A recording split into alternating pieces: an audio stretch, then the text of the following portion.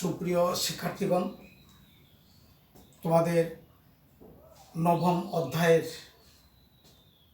Acid ক্ষার সমতা আলোচনা চলতেছে।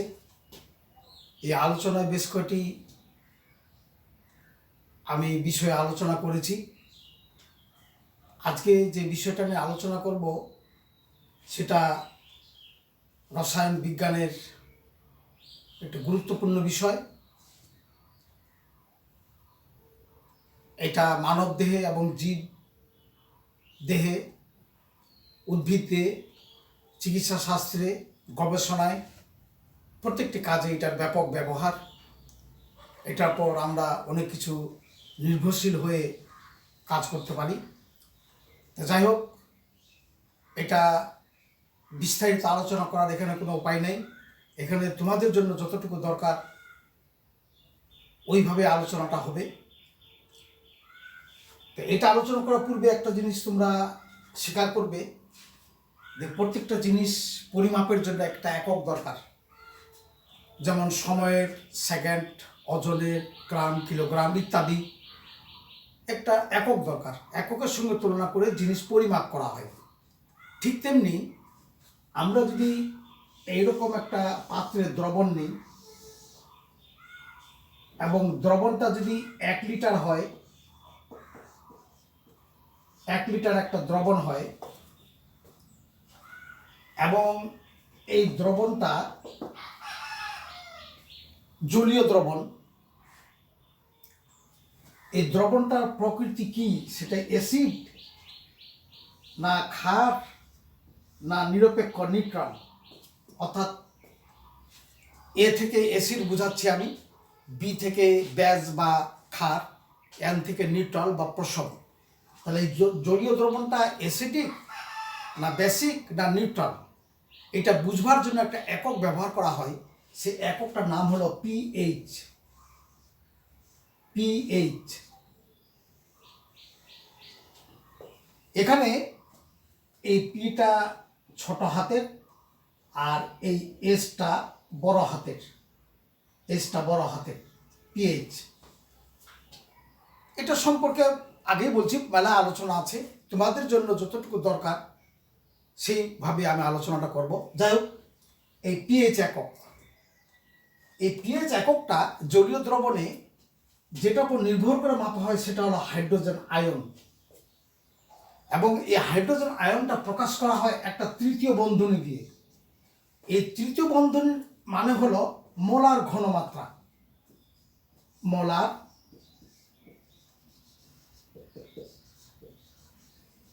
ঘনমাত্রা, মোলার কনসেন্ট্রেশন, অর্থাৎ প্রতি লিটারে। তো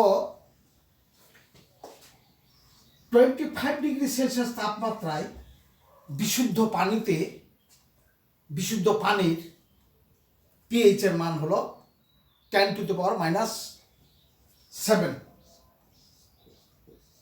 এর মান হলো এত। অ্যাসিডে এই পিএইচ এর মানটা 0 থেকে 6, আর ক্ষারীয় যদি হতে হয় তাহলে সেটা 8 থেকে 14, আর নিউট্রাল 7। আবার কৃষিক্ষেত্রে জমির উর্বরতা বৃদ্ধির জন্য পিএইচ এর মানটা লাগবে, মাটির মানটা লাগবে 6 থেকে 8। অর্থাৎ এর মধ্যে পিএইচ এর মানটা থাকলে মাটির যে অণুজীবগুলো সেগুলো জীবিত থাকে, অর্থাৎ ফসল উৎপাদনের জন্য ভালো। আবার শরীরে, আমাদের ত্বকে এই পিএইচ এর মানটা বৈজ্ঞানিকরা বের করেছে, স্ট্যান্ডার্ড মান যেটা, সেটা হলো 4.8 থেকে 5.5। অপরদিকে পাকস্থলীতে এই পিএইচ এর মানটা হলো 1, স্ট্যান্ডার্ড মান যেটা। এই পাকস্থলীতে পিএইচ এর মান 1 থাকলে পাকস্থলীটা ভালো থাকবে। ঠিক তেমনি ত্বকের মান এটা থাকলে ত্বকটা তার অণুজীবী অর্থাৎ ব্যাকটেরিয়া সেখানে বংশ বিস্তার করতে পারবে না এবং ব্যাকটেরিয়া আক্রান্ত হাত থেকে আমাদেরকে বাঁচিয়ে রাখবে। অর্থাৎ ত্বকের মান এটা থাকতো তার অ্যাসিডিক নেচার, অ্যাসিডের মধ্যেই। আবার মূত্র অর্থাৎ প্রস্রাবে পিএইচের মান 6, সেটাও অ্যাসিডিকের নেচার। আবার রক্তে পিএইচের মান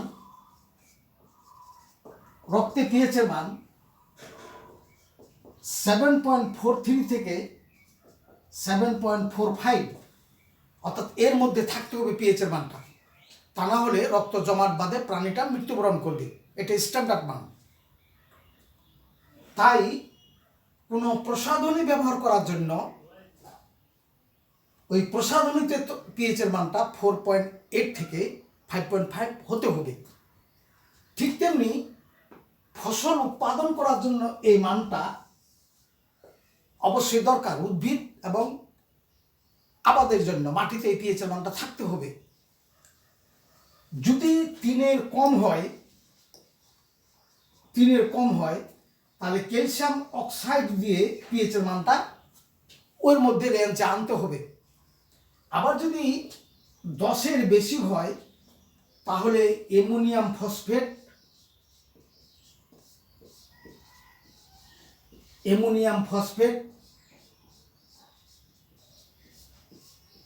অ্যামোনিয়াম সালফেট ইত্যাদি সার ব্যবহার করে পিএইচ মানটাকে ওই রেঞ্জের মধ্যে আনতে হবে, অর্থাৎ 6 থেকে 8-এর মধ্যে আনতে হবে। তো এই হলো পিএইচ মানের বিষয়টা। তাহলে পিএইচ মানটা কেমন করে আমরা নির্ণয় করব, সেটা 1909 সালে বিজ্ঞানী সরেন সেন উনি বলছেন এই হাইড্রোজেনের মানটাকে মলার ঘনমাত্রা নিয়ে লগে যদি নেওয়া হয় এবং সামনে একটা মাইনাস চিহ্ন দেওয়া হয় তাহলে সেটাই হবে পিএইচ। অর্থাৎ পিএইচ হলো কোনো দ্রবণের হাইড্রোজেনের ঘনমাত্রার, মলার ঘনমাত্রার ঋণাত্মক লগারিদমকে পিএইচ বলা হয়। এই হলো পিএইচের সংজ্ঞা। এখন আমরা এখান থেকে এটা কথা বলতে পারি আমরা যে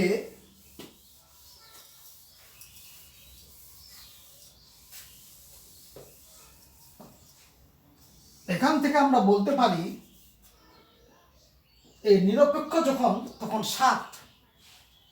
7-এর নিচে 0 এটা হলো অ্যাসিডিক।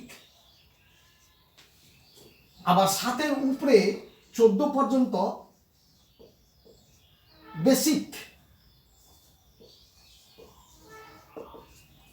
ক্ষারীয়।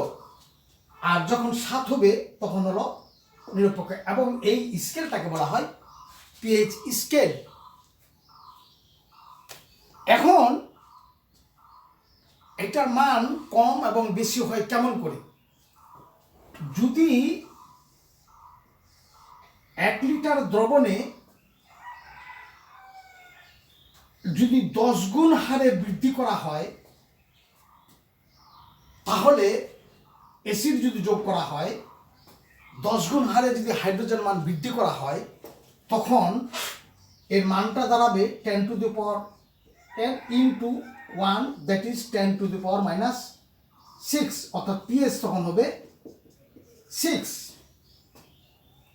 আবার যদি 1 লিটার দ্রবণে OH এর মান ক্ষার বৃদ্ধি করা হয়, ক্ষার দেওয়া হয়, সেই ক্ষার হাইড্রোজেনের সঙ্গে বিক্রিয়া করে পানি উৎপন্ন করবে, তখন হাইড্রোজেন আয়নের মানগুলো কমে যাবে।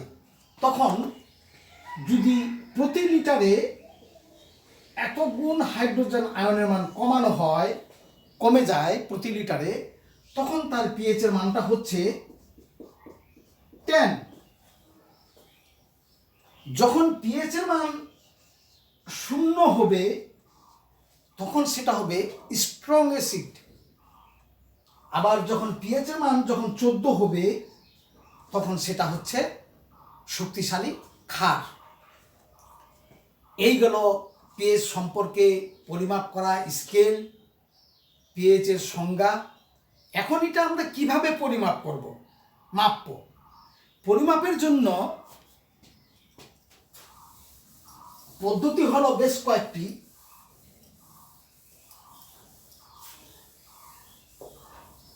একটা হলো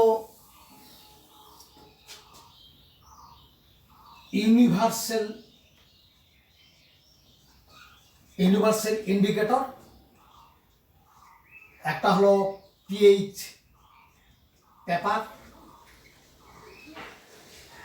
একটা হলো পিএইচ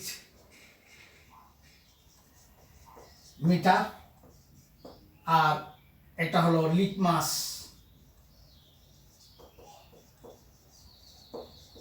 পেপার।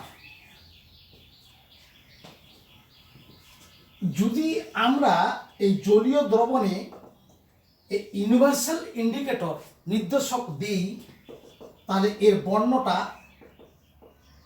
পরিবর্তনের মাধ্যমে আমরা ইউনিভার্সাল ইন্ডিকেটরের একটা স্ট্যান্ডার্ড চার্ট আছে, চার্টের সঙ্গে বর্ণ মিলিয়ে আমরা পিএইচ এর মানটা নির্ধারণ করতে পারবো। অনুরূপভাবে যদি এই দ্রবণে পিএইচ কাগজ দিই, তাহলে স্ট্যান্ডার্ড কালার চার্ট থেকে আমরা পিএইচ এর মানটা বের করতে পারবো, জানতে পারবো। আর পিএইচ মিটারের জন্য ওখানে একটা ইলেকট্রোড আছে, ওই ইলেকট্রোডটা যদি দ্রবণের মধ্যে ডুবিয়ে দেওয়া হয়, তাহলে তার ডিসপ্লেতে পিএইচ এর মানটা কি কালার, কোন বর্ণ হইল, সেখান থেকে আমরা জানতে পারবো। এছাড়াও সাধারণভাবে লিটমাস দ্রবণ যদি আমরা ব্যবহার করি, নীল লিটমাস যদি লাল হয় তাহলে সেটা অ্যাসিডিক, আবার লালটা যদি নীল হয় সেটা বেসিক, এবং কোনো পরিবর্তন না হইলে সেটা হবে নিরপেক্ষ। এটা সাধারণভাবে আমরা সহজভাবে অ্যাসিড বেস পিএইচ এর মানটা জানতে পারবো না, কিন্তু তার নেচারটা, প্রকৃতিটা জানতে পারবো লিটমাস কাগজ দিয়ে। এবং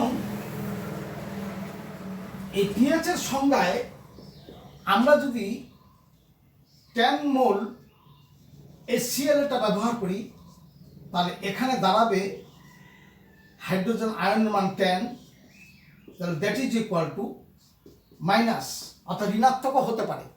পিএইচ এর মান 0 এবং ঋণাত্মকও হতে পারে। তবে 0 থেকে 14 এটাই সাধারণত পিএইচ স্কেলে আমরা ব্যবহার করি। এবং পিএইচ স্কেল যেটা বলা হলো আগে থেকে, 7 হলে নিরপেক্ষ, 7-এর নিচে হলে অ্যাসিডিক, 7-এর উপরে হলে ক্ষারীয়, এইভাবে আমরা। এবং হাইড্রোজেন আয়নের মান 10 গুণ হারে বৃদ্ধি করলে পিএইচ এর মান কমতে থাকবে, তখন অ্যাসিডিক।